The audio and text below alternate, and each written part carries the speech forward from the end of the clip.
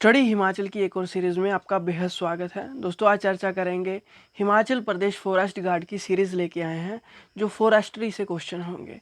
जो भी previous year question बने हुए हैं अभी उसको ही डिस्कस करेंगे और हर क्वेश्चन को डीपली एक्सप्लेन करने की कोशिश करेंगे।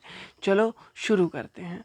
दोस्तों, उससे पहले आप हमें व्हाट्सएप या टेलीग्राम पे भी मैसेज कर सकते हैं। एचपी फॉरेस्ट गार्ड की नोट्स के रिगार्डिंग या अदर किसी तरह की आपको प्रॉब्लम आ रही है या किसी तरह के आपको सॉल्यूशन चाहिए तो भी आप हमें व्हाट्सएप कर सकते हैं। दोस्तों, पहला प्रश्न है कि भारत में वन प्रबंधन संस्थान कहाँ है? Where is the forest management institute in India? देखिए दोस्तों, फॉरेस्ट मैनेजमेंट इंस्टीट्यूट की बात करें तो वो भोपाल में आपको देखने को मिलेगा।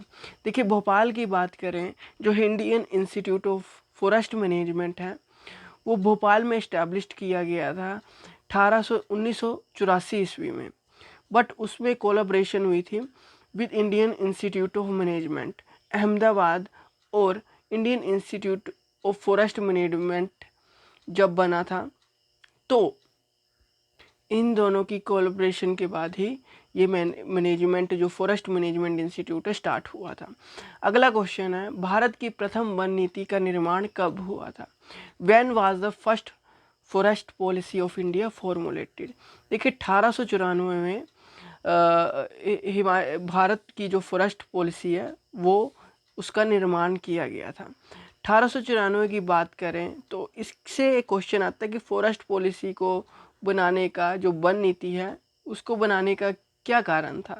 देखिए, 1894 ईस्वी में जब फॉरेस्ट पॉलिसी बनाई गई थी या राष्ट्रीय वन नीति को तैयार किया गया था या फॉरेस्ट पॉलिसी अनाउंस की गई थी, इसका मेन जो ऑब्जेक्ट था वो था managing forest to promote the general welfare of India. मतलब कि जो भी फॉरेस्ट को मैनेज करके रखना है, उसके संरक्षण, मतलब कि ऐसा ना हो कि फ्यूचर में जाके फॉरेस्ट की कटाई अत्यधिक होने लगे इंडस्ट्री के लिए या कोई नई नई टेक्नोलॉजी लाने के लिए, उसको रोकने के लिए एक वन नीति बनाई गई थी। बट 1952 में क्या हुआ, इसे पूरी तरह से लागू कर दिया गया, एक तरह से एक लॉ बन गया। और इसका जो मेन उद्देश्य था क्या था, बैलेंस बनाना है कंजर्वेशन एंड प्रोडक्शन के बीच। मतलब कि उत्पादन, जो भी इसका मेन उद्देश्य था, जो संरक्षण और उत्पादन के बीच संतुलन लाना था। मतलब कि जब फॉरेस्ट है तो एक संतुलन बना के रखना था कि जितने प्रतिशत भारत की जनसंख्या है और भारत की एरिया है उस हिसाब से कितने प्रतिशत हमें कंजर्वेटिव रखना है कि इतने परसेंटेज फॉरेस्ट एरिया होना चाहिए। ठीक है, रूरल एरिया में भी बहुत ज़रूरी है कि फॉरेस्ट एरिया को बचा के रखा जाए। अगला क्वेश्चन है, विश्व पर्यावरण दिवस कब मनाया जाता है? देखिए, ये क्वेश्चन पूछा ही जाएगा। मेन क्वेश्चन बनता है कि विश्व पर्यावरण दिवस को मनाने की घोषणा कब की गई थी? देखिए, इसका जो आंसर होगा, पहले आप समझिए, 5 जून को फॉरेस्ट पर्यावरण दिवस या एनवायरनमेंट डे मनाया जाता है। पर्यावरण की बात हो रही है, ठीक है, विश्व पर्यावरण दिवस की बात हो रही है, एनवायरमेंटल डे की बात हो रही है वर्ल्ड की, तो 5 जून को मनाया जाता है। ये स्टॉकहोम सम्मेलन 1972 के तहत विश्व पर्यावरण दिवस मनाने की घोषणा की गई थी। 1972 में इसकी घोषणा की गई थी पूरे वर्ल्ड में। स्टॉकहोम सम्मेलन में इसकी घोषणा की गई थी। नेक्स्ट प्रश्न है कि भारत सरकार ने पर्यावरण संरक्षण अधिनियम कब लागू किया था? When did the government of India implemented the environment protection act? वो है 1896 ईस्वी में। 1896 ईस्वी की बात करें कि जो पर्यावरण संरक्षण अधिनियम है, संसद द्वारा 23 मई 1886 में पारित किया गया था और 19 नवंबर 1886 को लागू किया गया था। घोषणा 1894 में हुई थी, ये आपको बता दिया। ये पारित किया गया था वो था 1896 में, और 1952 में जो थे ऊपर मैंने बताया था, पूरी तरह से एक एक्ट लागू कर दिया गया था कि इसके तहत धाराएं भी लगाई गई थी। तो मैं बता रहा हूँ, पर्यावरण संरक्षण अधिनियम संसद द्वारा 23 मई 1986 को पारित किया गया था और 19 नवंबर 1986 को लागू किया गया था। इसमें 4 अध्याय तथा 26 क्या हैं, धाराएं हैं। इसे पारित करने का मुख्य उद्देश्य संयुक्त राष्ट्र द्वारा पर्यावरण संरक्षण की दिशा में दिए गए प्रयासों को भारत में विधि कानून बनाकर लागू करना, मतलब पूरी तरह से इसको कानून बनाने का एक पारित किया गया था 1886 ईस्वी 1986 ईस्वी में, याद रखना है। ये पूरा पढ़ सकते हैं आप इंग्लिश में भी। नेक्स्ट क्वेश्चन है कि भारतीय वन सर्वेक्षण का मुख्यालय कहाँ है? Where is the headquarter of forest survey of India? Forest survey of India की बात करें तो आपको वो देहरादून में देखने को मिलेगा। अगला क्वेश्चन है कि भारत में वृक्षों का आदमी किसे कहा जाता है? देखिए, वृक्षों के आदमी की बात करें तो बहुत सारे पर्सन है जिन्हें वृक्षों के आदमी से जाना जाता है, बट सुंदरलाल बहुगुणा जी को भी इस नाम से जाना जाता है। अगला है दाची गाम राष्ट्रीय उद्यान कहाँ है? उससे पहले दोस्तों आप हमें व्हाट्सएप भी कर सकते हैं नोट्स के रिगार्डिंग, पेड कोर्स के रिगार्डिंग, या हमारी वेबसाइट पे डेली क्विज़ेस लगा सकते हैं। हमें टेलीग्राम पे भी मैसेज कर सकते हैं, हमें व्हाट्सएप भी कर सकते हैं और हमारी टीम से बात कर सकते हैं। दाची गाम राष्ट्रीय उद्यान कहाँ है? दाची गाम की बात करें तो वो जम्मू कश्मीर में देखने को मिलेगा। जो ये उद्यान था इसकी स्थापना 1981 में हुई थी। दाची गाम राष्ट्रीय उद्यान के तहत दाची गाम भारत देश में जम्मू और कश्मीर में श्रीनगर से 22 किलोमीटर की दूरी पर यह स्थित है। अगला है विश्व में सबसे ज़्यादा पाई जाने वाली ग्रीन हाउस गैस कौन सी है? देखिए, इसकी बात करें वो है वाट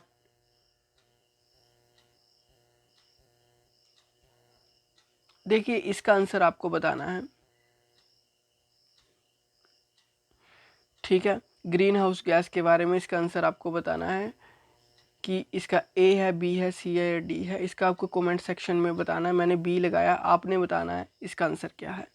अगला प्रश्न है कि इकोलॉजी शब्द किससे प्रतिपादित किया है? Who coined the term ecology? देखिए, इकोलॉजी की बात करें तो इसका आंसर है अर्नेस्ट हैकम। दोस्तों, मैंने पूछा था कि विश्व में सबसे ज़्यादा पाई जाने वाली ग्रीन हाउस गैस कौन सी है?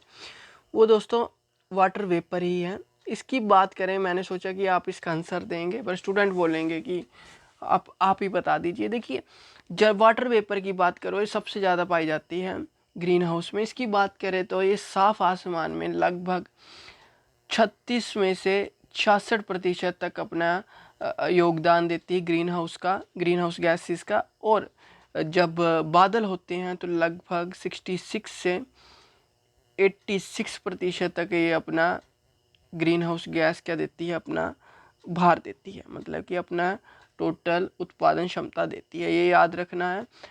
अगला है इकोलॉजी शब्द किससे प्रतिपादित किया गया है? इसका आंसर है डी, अर्नेस्ट हैकम। देखिए, इकोलॉजी या पारिस्थितिक विज्ञान या पारिस्थितिक का अध्ययन करने वाले पर्यावरण की एक शाखा है। इसकी स्थापना 1866 ईस्वी में अर्नेस्ट हैकम ने की थी। देखिए दोस्तों, इकोलॉजी का मतलब क्या है? डिस्क्राइब करना इकोनॉमिक्स ऑफ लिविंग फॉर्म। देखिए, इसका जो मेन उद्देश्य था ये कि क्या अध्ययन करना है, ठीक है। मैंने आपको बता दिया, अध्ययन करने वाली पर्यावरण की एक शाखा है। ये जो 1866 ईस्वी में अर्नेस्ट हैकल जी के द्वारा ये डिस्क्राइब किया गया था, मतलब कि उनके द्वारा इसकी स्थापना की गई थी। दोस्तों, इम्पोर्टेंट क्वेश्चन था। अगला है भारत में सबसे ज़्यादा टाइगर रिजर्व किस प्रदेश में है? देखिए, टाइगर रिजर्व की बात करें तो मध्य प्रदेश में है। देखिए, मध्य प्रदेश की बात करें तो लार्जेस्ट नंबर